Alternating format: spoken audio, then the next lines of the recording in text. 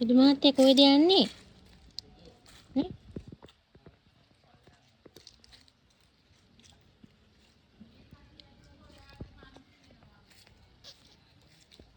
සුදු මහත්තයා කොහෙද යන්නේ ඔයා? කොහෙද යන්නේ? පාප්පු දාලා කොහෙද යන්නේ?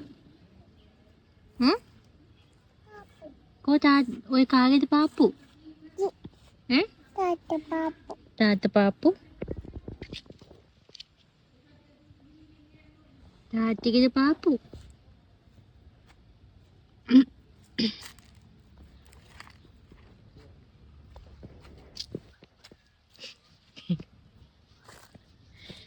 කොහෙද යන්නේ තාත්තගේ පාප්පු දාලා? තාත්තගේ පාප්පු දාලා කොහෙද යන්නේ? කොහෙද යන්නේ?